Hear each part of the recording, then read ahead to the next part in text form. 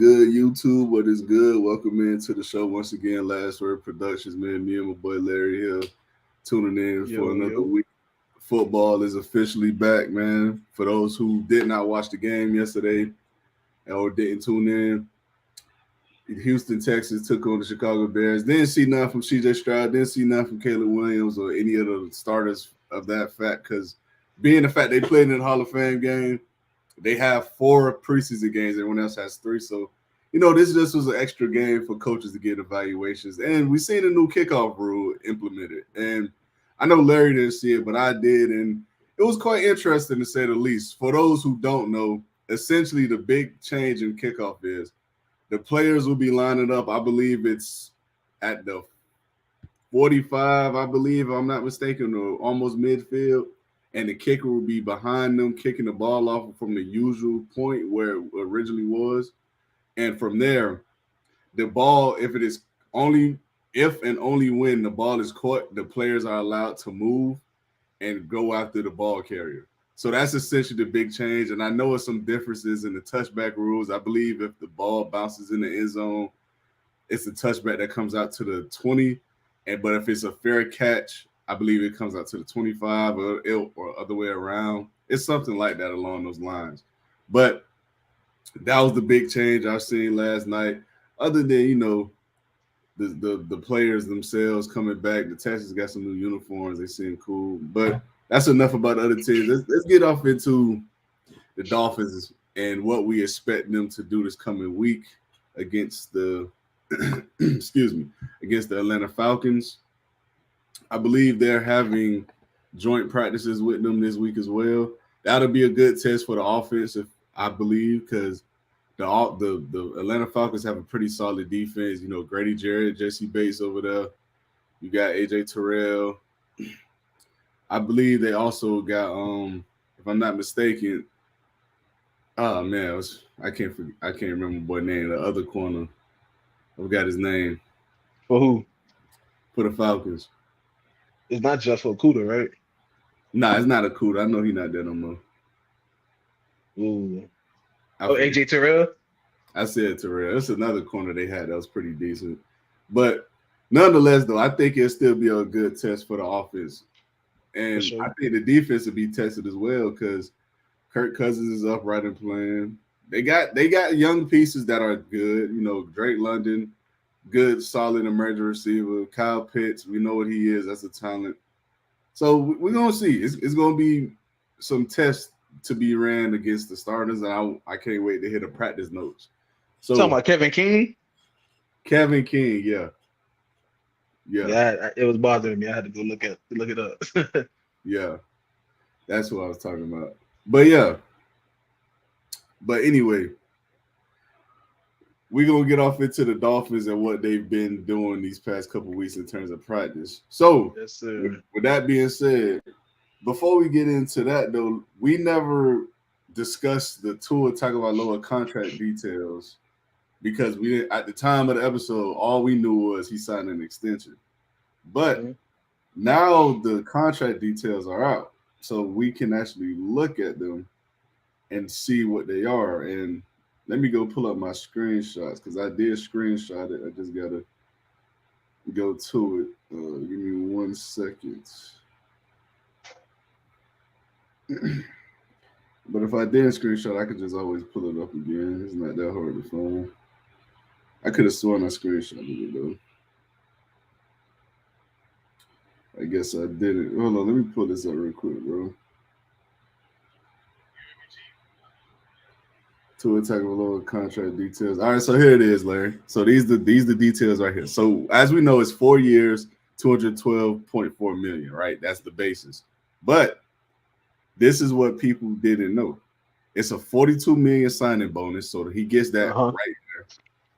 93.17 million fully guaranteed at signing. So that's on top of the signing bonus, if I'm not mistaken.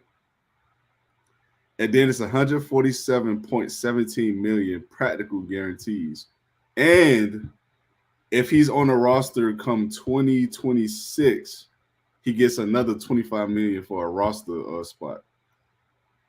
So Knowing that and knowing all of those incentives, implications, what do you think of the contract? To be fairly honest, I feel like we gave him exactly what he asked for, especially in the sense of the signing bonus and the incentives.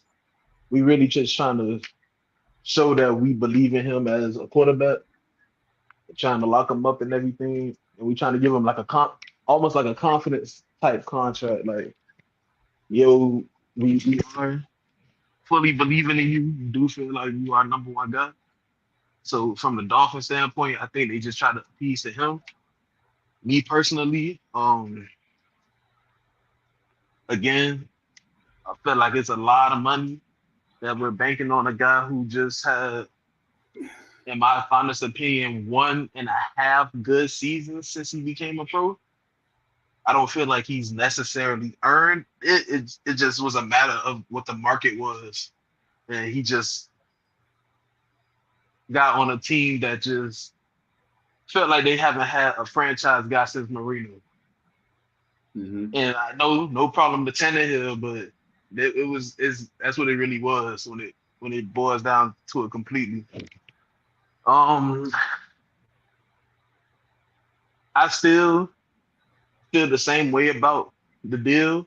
As like a C type of deal, but I do think that it was just to appease him, really, man. Like get him going, get him in training camp, and I just really want to see where it goes from here. I want to see how he answers the call of franchise guy in quotations, So I still give it a C to C plus grade. I do feel confident in the team around him versus him individually, but I just want to see. Okay. And again, that's all fair. And I gotta say this in regards to this because I think it goes hand in hand. And one thing I despise, because when I heard all of the arguments for Tua and getting his contract, he deserved his money. Listen, for those who've watched me long enough, and you know my opinion, my boy, because we done talked about this for years with Tua. And I've said this before, and I say it again. I'm not a Tua hater. I'm a Tua fan. I loved him coming out of college. I bought the jersey, first Dolphins jersey I ever bought in my life. I was continuously say that because it's the truth. That's what it is. But I will not be blind or, you feel me, lying to myself because of my fandom and because of my support for him as a player. At the end of the day, right, he's shown he is only as good as the products around him. And I said this before. When you're a top 5 pick, you cannot be the beneficiary of your situation. You have to make it the best you possibly can. And not to say you can't have absolutely nothing around you, because that's just not realistic. I mean, even Patrick Mahomes has had Travis Kelce his entire career. You need some kind of playmaking. I'm not denying that.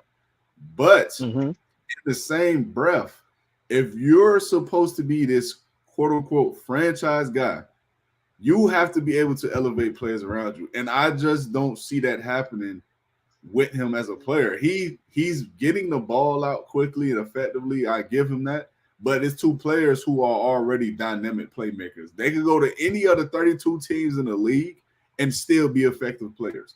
They're not better because of Tua and because of the system per se. They're good players because they're good players. We've seen Jalen Waddle set a league record in receptions as a rookie in a shit situation. The quarterback play was terrible. Coaching was terrible. The OC called him horrendous. We've seen that. So it's not like Waddle isn't this playmaker. And before Tyreek even came to the Dolphins, he was an all-pro receiver. So this isn't something that you can sit here and give Tua that kind of grace. So it bothers me when I hear, and I said all that to say this, it bothers me when I hear people say the Dolphins had no choice into doing this deal because who else was out there? And it kills me when I hear that argument because people know there is no definitive name you could say. But the problem is, and the issue is, we have something called the draft that happens every year, and we see every year someone goes under the radar and actually be pretty decent and have a pretty good career. We've seen this with Kirk Cousins. We've seen this with Russell Wilson. We've seen this. I ain't even got to say Tom Brady. We all know he the cliche. We done seen this with Gardner Minshew. We've seen this with an ample amount of people to the point where it's time to stop that dumbass bullshit argument that, oh, what else are you going to do? What's the alternative? The alternative is the draft, period. I don't need to give you a specific name. It's the coaches, the scouting, and the general manager job to find the guy. That's it. I mean, hell, look at your boy Joe Milton. Like, have you seen the news coming out of the New England? He's been looking impressive. Exactly. Looking better than Drake May. Exactly. He looked better than Drake May, the fourth overall pick. And Joe, what round Joe Milton with? Fifth, sixth round? Sixth round. So what are we talking about? I'm sick of the excuses that you gotta, you need a definitive answer to not pay a guy money because you feel like he isn't worth the contract. No, all you need is good draft picks. If you could draft well, you can replace him. Mm-hmm. If you could draft well, you can replace him. It's like what you said last episode. You're supposed to have a quarterback whisperer at the head coach position. Prove it. Mm-hmm. Go get a young talent who got a higher ceiling and go show me you can make him be something. Prove it. Like it's not hard, bro. Like I'm not saying it's easy, but if this is who you're supposed to be, prove it. If I sat here and told you I can run a marathon, I got to go run a marathon to prove I can do it. Like, it's not difficult. It's not a difficult concept. If you're going to tell me this guy's a quarterback whisperer, an offensive genius, okay, show me. Go find a young talent who has a higher ceiling than Tua and make it happen. If that's the case, if that's what you really are. But no, everyone just wants to settle. And I'm fine with giving Tua the extension because at the end of the day, I knew it was going to happen. I'm not shocked.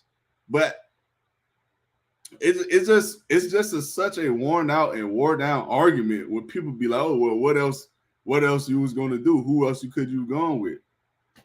Anyone. All you had to do was just draft. Draft a young guy with talent. It's not that hard. But I guess it is. I don't know. I really don't know. I mean, just to add on to your point, especially because you brought up Joe Milton.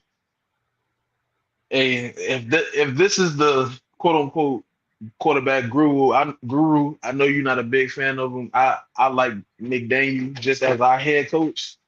I feel like in this draft he should have gotten the quarterback because not saying these are the most talented this is the most talented quarterback class I've ever seen coming into the NFL.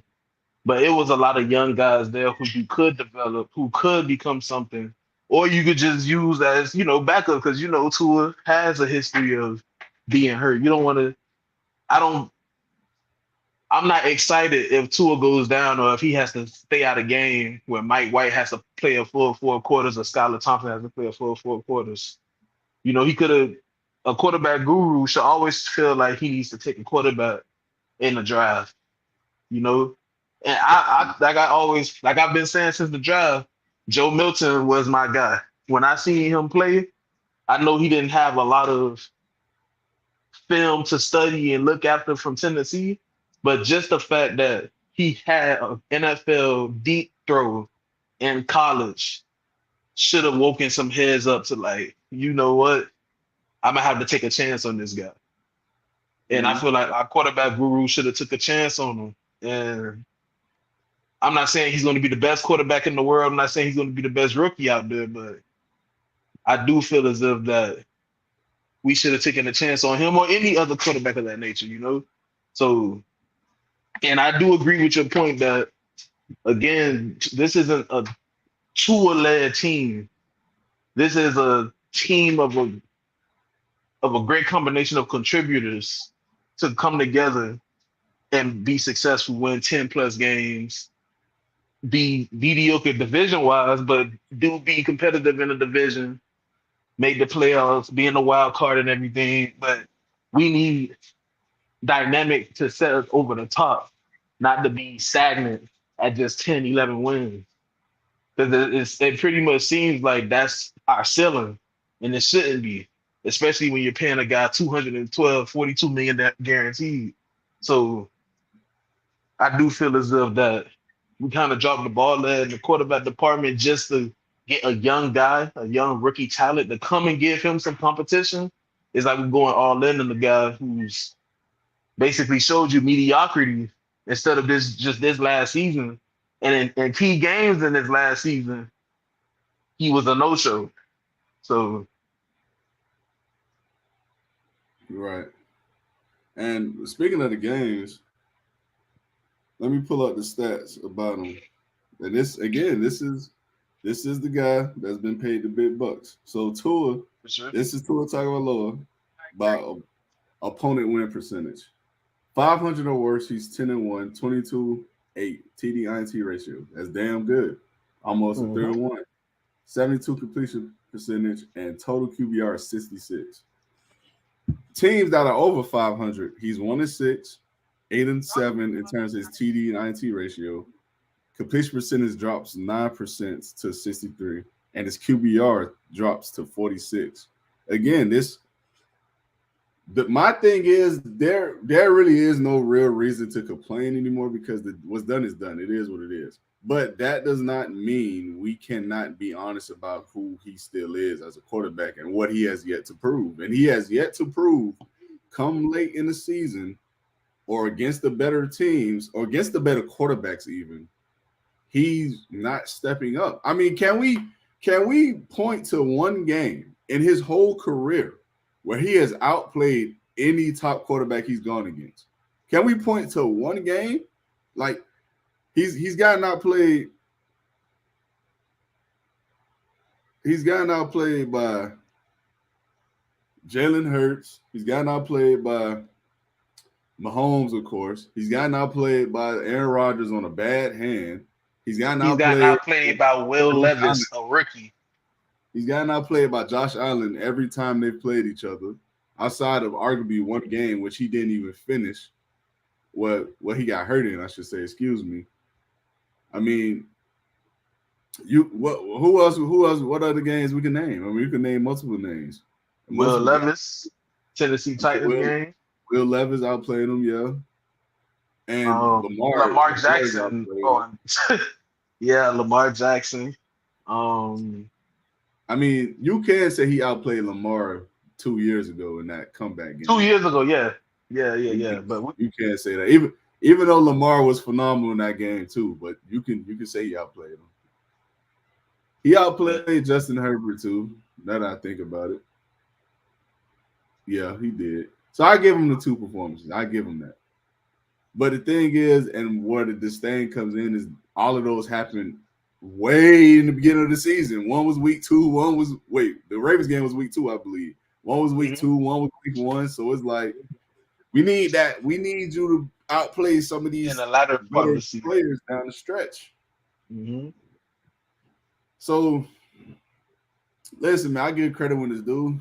He had a great season, but he has a lot to me, in my personal opinion, to prove on. He needs to be a better playmaker. That's first and foremost. And secondly, he needs, and I mean needs, to be able to elevate his team. And when I say elevate his team, I mean he has to be able to make the team better down the stretch of a season, because that's the only way we're going to win. I mean, just look at some of the guys who's, around the league and we see finishing in the top of the top, right? Josh Allen, always there, phenomenal quarterback. Lamar, phenomenal. Pat Mahomes, what's understood don't need to be explained. Then you go to the NFC. You got to go against some of these top tier defenses. The Niners, crazy. The Lions, crazy.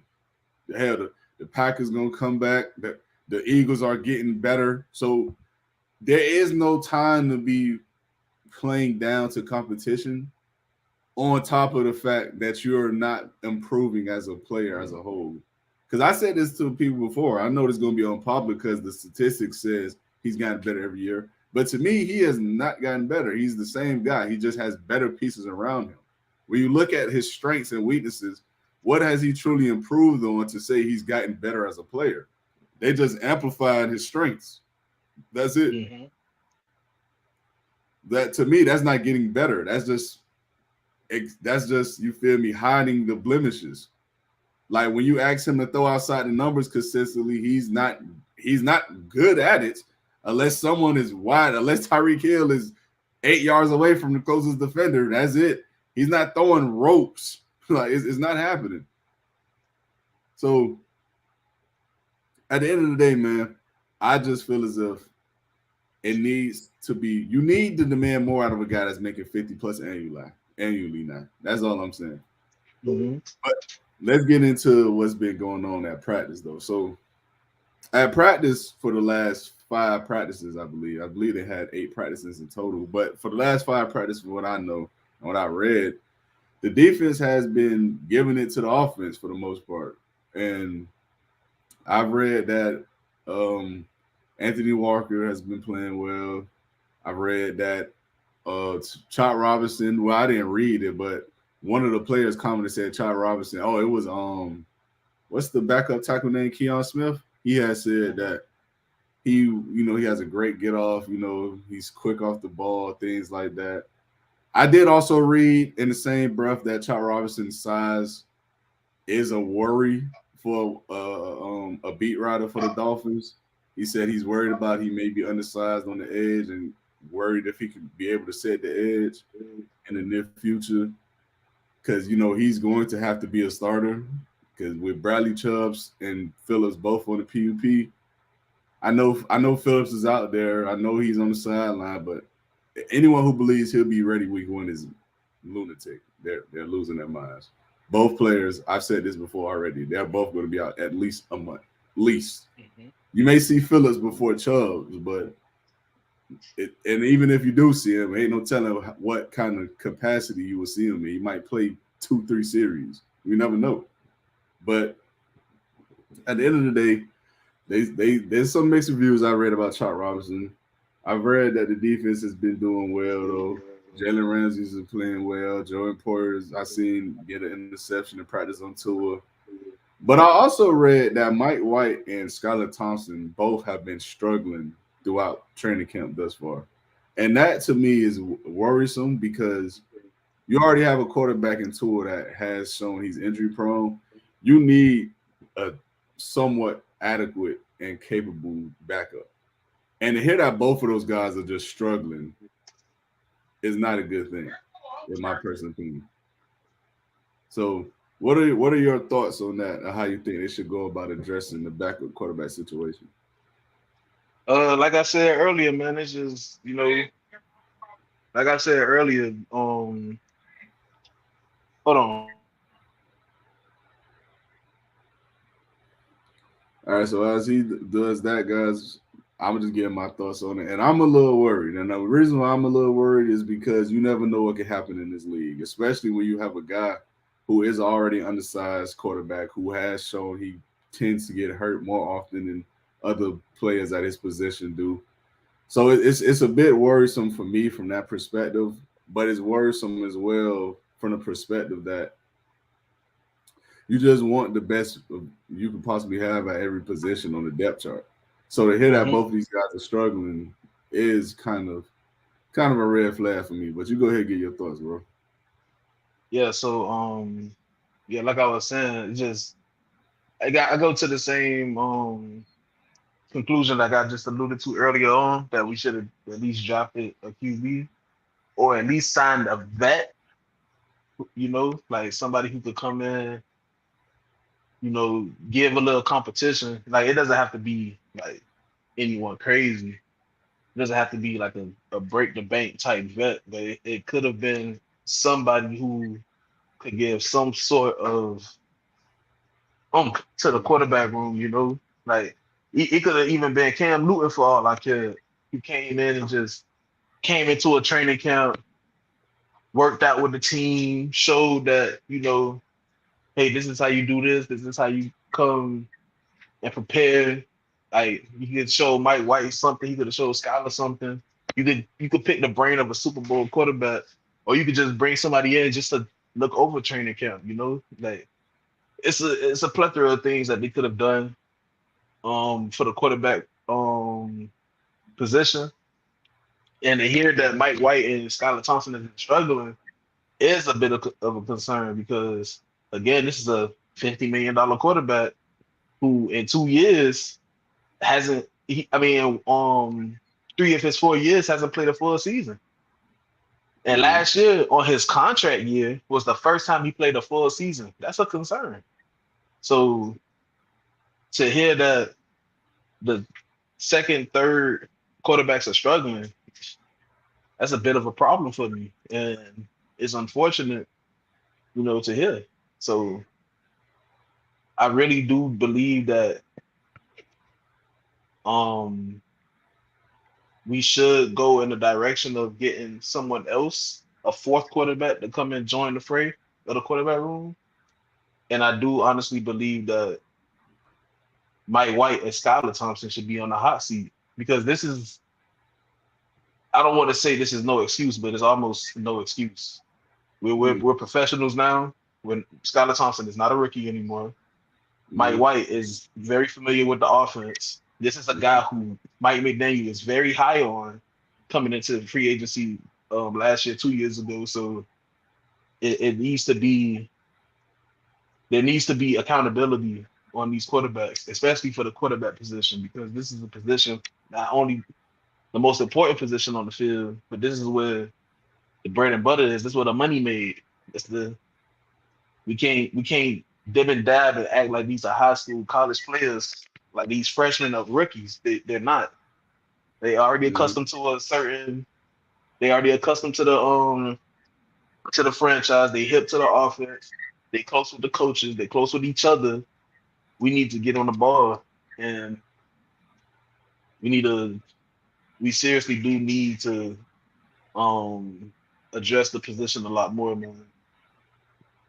Just hearing that alone is just crazy. Right. And I agree. I think I had seen a YouTube video not too long ago, probably like a couple weeks ago, a month ago now. But I said a YouTube video basically saying like some candidates that could be up for trade on the Dolphins, and one of them was Mike White.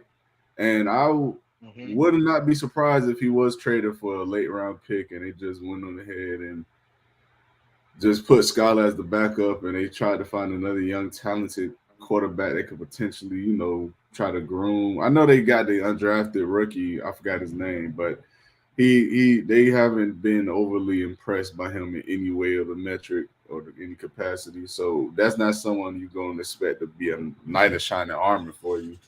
So I just believe the quarterback position right now is definitely the weakest link on the team right now as a whole, because I think the running back room is fantastic. I think the receiver room is damn good. It's one of the best receivers room in the league. But the offensive line and quarterback position, man, it's just like, I don't know, man. Like, I don't know. It's that's the biggest. That boy breaking news. Tyreek Hill was rated the number one player on the NFL top 100 list. Tyreek Hill was? Yeah. Oh, wow. That's crazy. I thought it was going to be Patrick Mahomes. I'm not going to lie. That should have easily been Patrick Mahomes. But, hey, I'll take it. Yeah. As a Dolphin fan, I'll take it. I seriously thought it was going to be Patrick Mahomes, bar none. Without a shadow of a doubt. He's no question. The best Super Bowl winners. I mean, I thought it would have been him too. But, hey, Tyreek Hill, top 100 player, voted by his peers, guys. Best player in the NFL. I mean, you can't question by the peers because it's by the peers. So, hey, Tua was ranked 36. Yeah. Tua was ranked a top 40 player in the NFL. Based off last year, I'm not too mad at it. But again, we got to keep it real, man. You put Tua in inclement weather, he's struggling. Top quarterbacks in this league are not struggling in inclement weather. You put Tua in a position where one of his star receivers out, they don't show up. Patrick Mahomes won a Super Bowl with no number one receiver. If you could name me Patrick Mahomes' number one receiver, I'll give you $100. You can't. Travis Kelce a tight end, so I'm not including him. Right.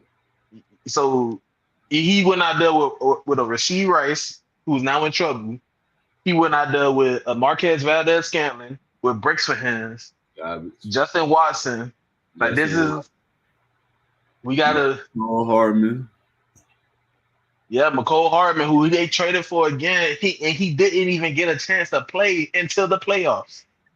Like, and don't forget the infamous Kadarius Toney. yeah, man, we gotta.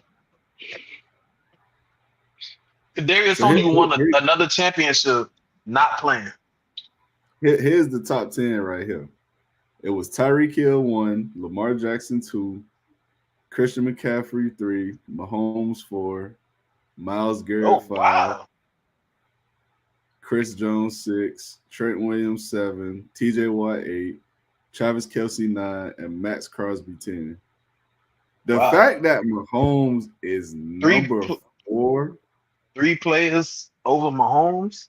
I mean, I guess it's based off performance. Absolutely ridiculous. Absolutely ridiculous.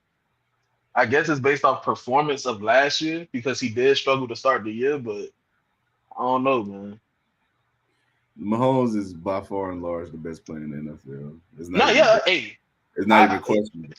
Remember when we was just talking earlier, and you said what doesn't need to be said doesn't need to be explained. We know who Patrick Mahomes is. He's number one.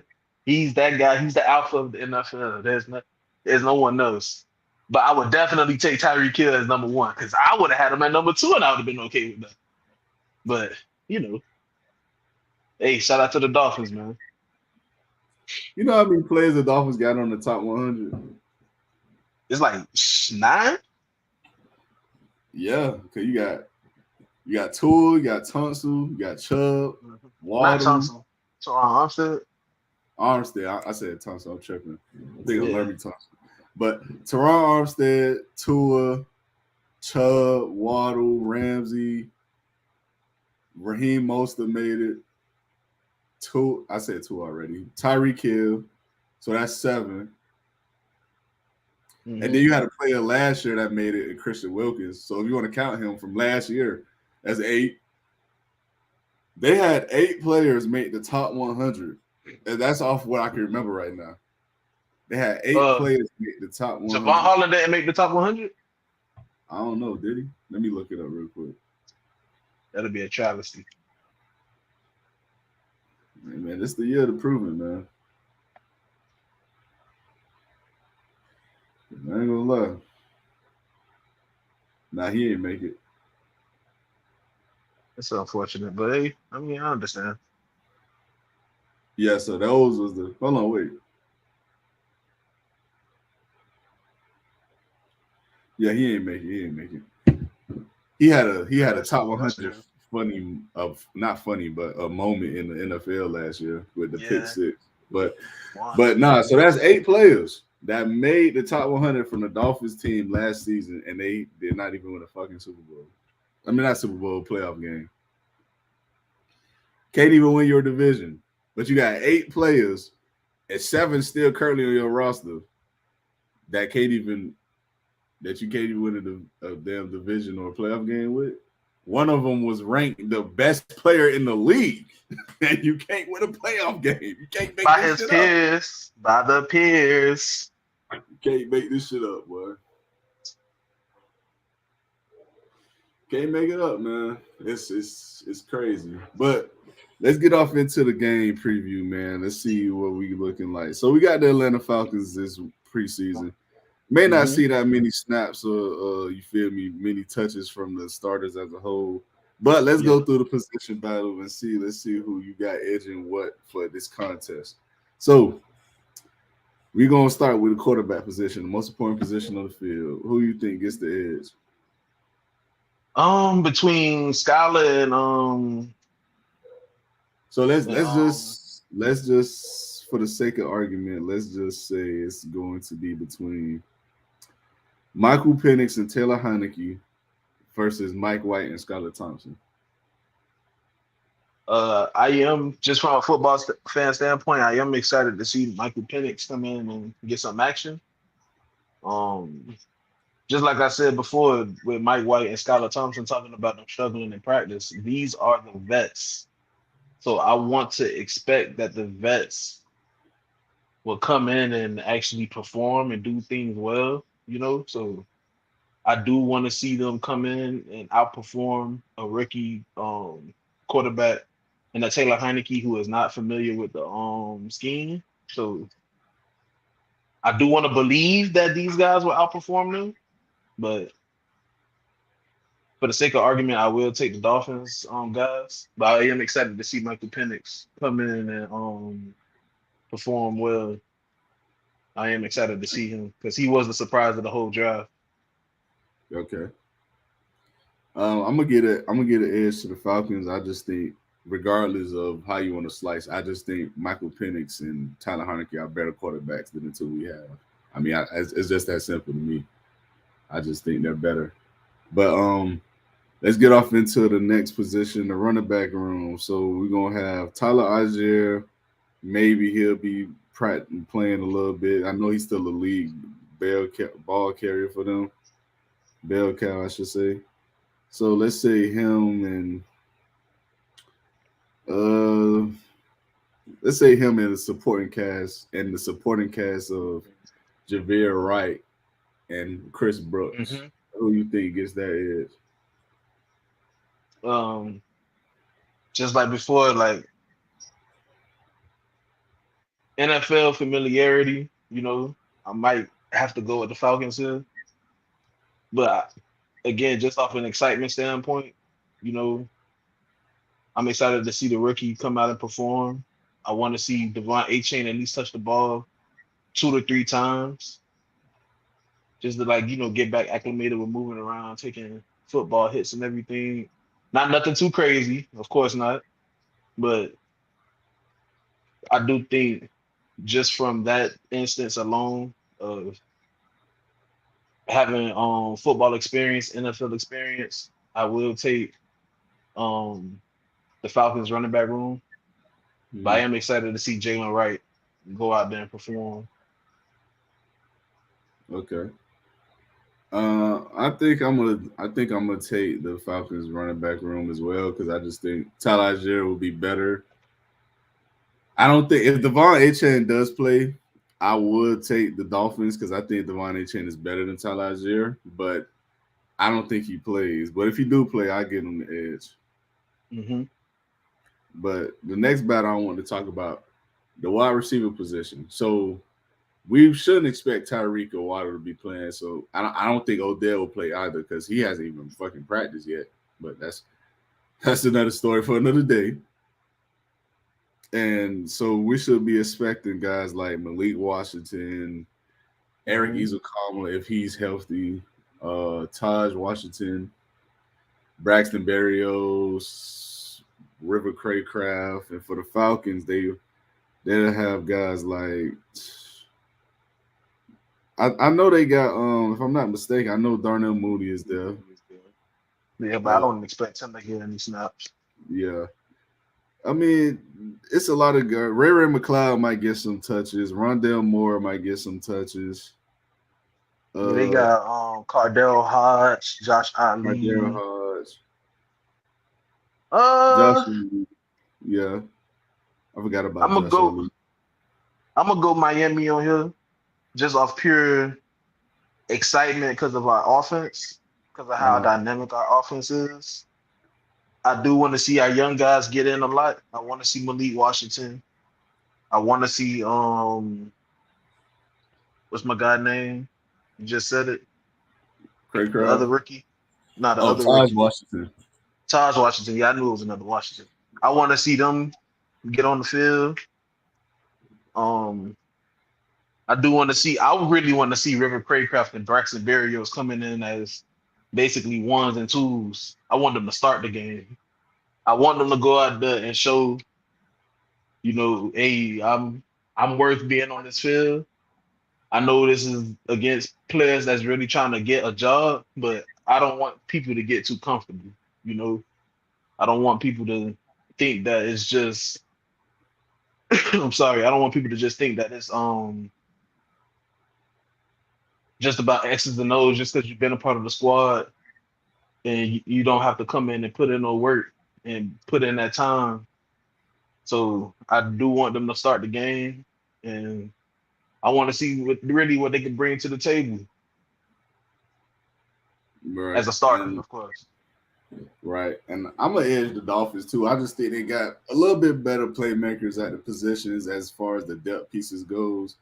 Hmm. And on top of that, I just think they have a little bit more explosiveness as a whole. So I think the Dolphins take that edge. So the next group we're gonna talk about, well, we included the tight ends in that too. So I still would edge the Dolphins. Yeah, But yeah, yeah. because Kyle Pitts shouldn't be playing. Um, the next group I want to talk about is on the defensive side of the ball. We're gonna go with the cornerback position.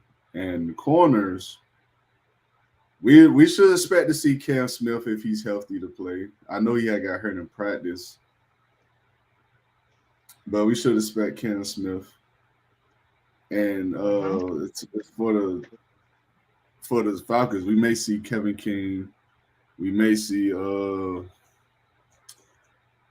guys like Richie Grant, stuff like that. So who do you think takes that edge as a secondary in terms of the safeties and corners? Um, I go to Falcons Mm-hmm. with the experience. They got a lot of guys who's already played in the NFL, who's put in a lot of time on other teams. But then again, I do want to see what our guys can go out there and do. I don't want to just be one-sided to a team just because they have, some experience on the football field. So I will give the edge to the Falcons, but I am excited to see both of these squads. Right. I'm gonna give this edge to the Falcons as well because the veteran Hmm. experience. I think I don't think either team has huge depth at the positions, but I do think the Falcons have a little bit more experience. So I'm gonna give that edge to them. And let's round it off with the front sevens. Front sevens, including linebackers, defensive line. Who do you think takes that edge? Oh, I'm giving that to the Dolphins, bro. Okay. Young guys. Excuse me, I'm sorry. Young guys. I even include the linebackers. Very dynamic group of guys. I feel like we seem to have gone away from the power system of defensive line that we've been accustomed to for some years, and we went to the speed rusher type. And I really like that move. I really do feel as if we're able to do a lot of things better with a speed rushing type defensive line, and I'm really excited to see. And we did sign a lot of key backup guys, like what was my man's name? Short, the defensive tackle from the Panthers. Yeah. Um, we got Clay, we got Neville Gallimore. I'm expecting him to play. Tierre Tart, I'm expecting him to play. Brandon Peely, Benito Jones. Like I really want to see these guys come out, and Deshaun Hand as well. I want to see these guys come out and really put some time in on the field. I don't want to see a lot of guys that we had as depth pieces last year just come out and sit. I want to actually see them come out and play. So I'm really excited to see what these guys come out and do, man. I just feel like we Right. had the more dynamic edge rushers, defensive line wise.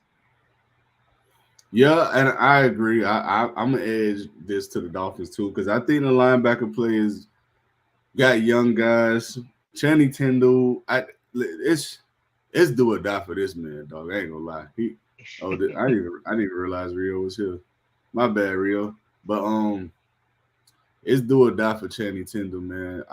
It's it's a make or break season for him, dog. Cause what is this? This would be what, year 3 since he was Year drafted, 4, year 3 to 4, yeah. and he has done virtually nothing at this point. So he fighting for a roster spot at this point. If anything else, he has to show something on special teams or in the game or something, man, to keep a job. So I'm expecting him to kind of step up his game. And as far as the young pass rushers go, I expect to see Chuck Robinson play a little bit, him and Muhammad Kamara. So that's some I think would light a fire under them because this would be their first live action against other people that's not their own. So I expect them to play well, and I expect them to get after it. Mm-hmm. You got something you want to add, Rio? What was the question, Brody? I just got in. My fault, fellas. I just was doing a little side quest. Oh, no, it's all right. I was just we was going through position battles where we feel like who has the edge for the preseason expedition game for the Dolphins and the Falcons. So we went through the offensive side of the ball. We went through the quarterback position. Mm-hmm. And We who went, y'all just left off on? I just joined in on that one. we left off on the front 7. Who you think got the edge? Ooh. I like out of each so left end, right end, all that. Yeah. Obviously, well, are we counting that Chubb and Phillips still injured Nah, or we count whoever we think gonna be playing. Like we ain't Yeah, counting the like preseason game. Cuz, Phyllis, and any of them. Yeah, so you got it'll definitely be obviously Chubb and Phillips. Once they get healthy, fully healthy, you got Zach Sealer. And who's that other guy? I think we got him from Tennessee. Was it Tier or something like that? Yeah, Tuck. Tierra Tart, yeah. Maybe him. I don't know who else we got on that at D tackle. Well, oh no, we got Calais, right? Yeah. Mm-hmm. Where is he? He a D tackle? He going to D tackle? Or he going to end? He a hybrid. He both, but I think they brought him in to be a defensive tackle. Okay, if that's the case, then that's your 2 right there. So that's the 4 right there. You got Phillips and Chubb on the outside, Campbell and Sealer in the middle. That'd be crazy. Oh my god. And then you have David Long. I better see him starting at middle linebacker. What the hell? Who on the outside? Probably most likely gonna be Anthony Walker. And do we still have Duke Riley? Yeah. Yeah. But I don't think any of them guys gonna play though. No? Nah, In the not the first first preseason game, not the nah. first preseason game. Oh, you're saying like the first preseason game. Yeah. Yeah. Oh, yeah. Chop, you got Chop. You got Chop. You have Kamara. I think Duke Riley gonna play. I think he was right about that though. Yeah, he might play. He for sure probably gonna play. He has to. He need to get more accustomed I to think being he's because he was at middle linebacker, right? You He was think he our what? reserve. You think he what, Larry? he's ass. Yeah, I do too. But he on the team. I'm but pissed that we brought him back.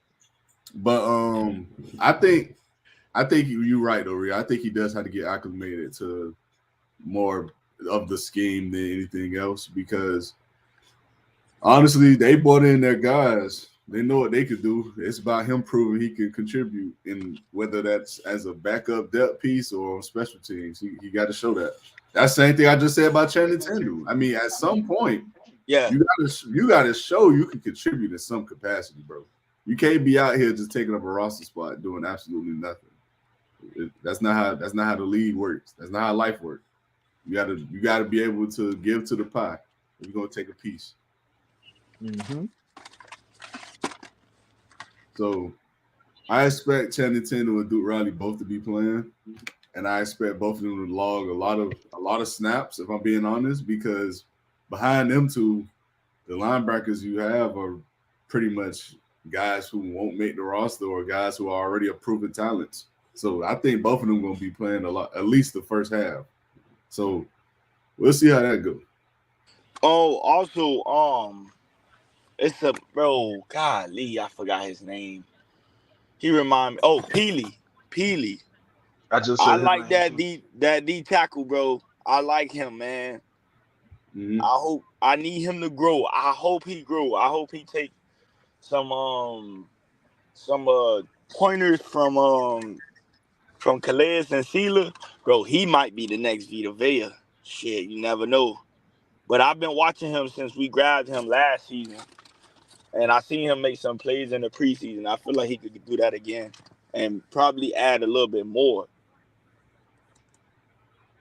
Yeah, I agree with that. I think Peely decent, but I'm more so I'm more so trying to hone in on what to see what the O line look like in this game. That's what I wanted to get off into my next observation or my next question with you all. What is one thing y'all are looking to see from this game? Or like whether it's a specific player get better, whether it's a position group show you they could be competent, whatever the case may be.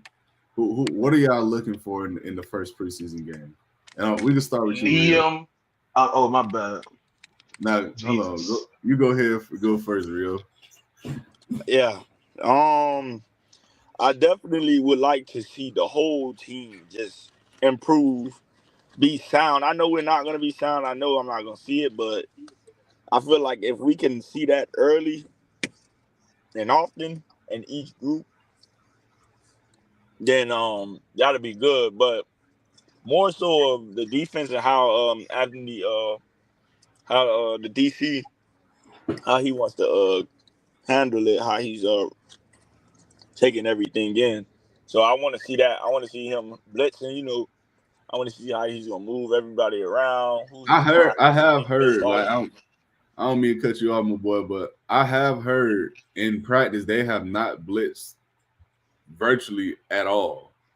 So I don't know. I don't know if this is going to be a scheme where he's not blitzing a lot because if you do watch it back to the Ravens games, the Ravens wasn't a blitz heavy team either this past season.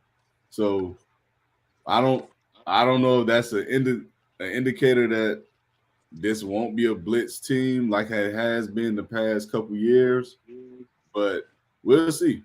But you can continue your thought, my boy. But yeah, that I want to see what Jalen Wright has. Malik Washington, like these young guys that we got. Obviously, all of our first our draft picks, especially the main ones. I want to see what they got. I want to see them score. I want to see what Skylar Thompson has. Right. And we I want talked to see about what me he and got. Ray talked about that earlier. Skylar Thompson and Mike White been struggling in practice. That's from all the reports and from what we see on the play-by-plays. But what is one thing you looking for, Larry? I know you was about to say something adamantly. Offensive line improvement. Liam Eichenberg. I want him to start the whole game. I want to see. I want to see Liam Eichenberg. I want to see Robert Jones. I want to see Austin Jackson. I want to see Aaron Brewer. I want to see these guys going out there and just showing dominance, showing that they are able to go out there and push a push a lane open for our running backs, show dominance in the pass protection. I want to see them boys go out there and just be grimy, mean, dirty, however you need to be, and show that they're going to establish a different tone in the offensive line this year. The whole patty cake system of being this great pass blocking in quotations, pass blocking offensive line needs to go. We need to come out here and show that we are able to get down and dirty, put face mask in the chin strap, and push people off the line because I don't feel like we're that great a team with showing toughness on the football field. And we need to exude that kind of energy because these teams are coming out here. You see it in the playoffs, L'Jarius Sneed pushing our best receiver to the ground and talking smack to him. Nobody went out there and did something about it. Like we can't be like that. We can't be we can't be that kind of team. So I need well, what you about to say? It's crazy that you said that because I don't know if y'all seen this or not. I meant to say this earlier, but Jordan Poyer actually said something about that specifically. And hold on, let me pull up the quote so I won't misquote him. Hello. He said something about that specifically about the Dolphins being mentally soft that everyone knew that they was like kind of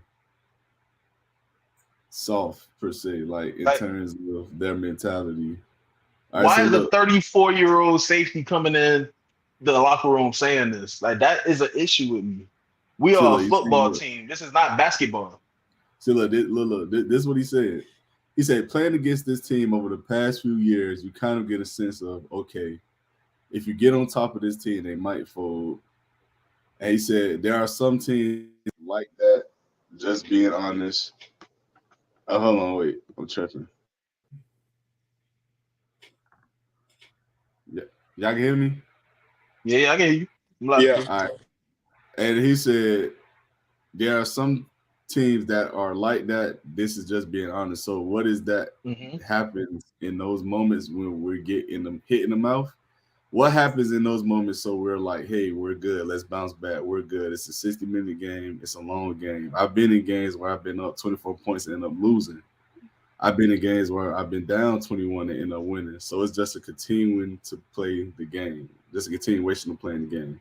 So he was basically saying, like, the team doesn't handle pressure adversity. They collapse, essentially. So that was, again, this is a guy they brought in. He's on the team. This is a guy that's been playing against. This is a division rival, bro. Exactly. A veteran in the NFL. He's been playing against this team for years. This isn't someone who's just on the outside looking in. He's telling you what the depiction of this team is around the league. He basically alluded to what other teams are saying in their locker room, what the other teams in the AFC East are saying, what the teams that when they see us scheduled away at their stadium, this is what they're telling them in the locker room. You punch some boys in the mouth one time, they are going to crumble around each other. What the Cincinnati Bengals did the night Tua got hurt was punch us in the mouth. And the team crumbled. Teddy Bridgewater came in and gave us a spark, gave us some energy, and brought us back. But we need to be a type of team that just comes off another person's energy to get back fired up. If I see my quarterback go down like that, I want a player to come and knock another player's helmet off. I'm not saying you need to be dirty, but you need to show some type of fire in you to show that you cannot mess with one of my guys. That's the type of football we need to get into. That's the type, and that's one of the cons I have with Mike McDaniel. And I said this previously before. He is such a player's coach that you kind of get lost in the fact that this is still football. You don't want to feel as if a player could come and hit your quarterback late, push your cornerback out of bounds, and there not be no repercussions for this. You got players like Taylor Lewan, who if you would have pushed Ryan Tannehill off the sidelines, he was coming into your face to talk about it. You got Trent Williams, who if you hit Brock Purdy late, he would have no problems being ejected, and he is their best offensive lineman, albeit he might be their best offensive player. We need that kind of energy on our squad, especially on our offense. Yeah, I agree. So that was it, though, man. I mean, we're at the hour mark, man. So before we head out, let's just give a score prediction for the game. Who y'all think taking it? Dolphins 19-12. Okay. What you say, Rio? 14 wins. Man, we talking about the preseason game. We're talking about 14 wins. Oh, so you saying like what the prediction of the score? Yeah, who you got taking it, and what's the score prediction? And we played the Falcons. Yeah. Man, we winning that, bro, by 2 or more touchdowns. Ooh, in the preseason? Ooh, boy. Yeah. My boy high on them boys. I like it. But I got the Dolphins win. I think they win 17-10. I think it's a low scoring game. But that'll be it for the pod, guys. Appreciate y'all tuning in always, man. And if you're not already, guys, go ahead and follow on YouTube, Last Word Productions. I'm on Facebook, Twitter, Instagram, TikTok. I'm everywhere. Last Word Productions. Just look the name up. You can find me there. Hey, anything you guys want to say before we head out, y'all boys? 14 wins. Hey, Tua, tighten up, boy. The season ain't even started yet. That's crazy. Tighten up, boy. All right, man. We out, man. Until next week. Peace, y'all. Yo. Yep.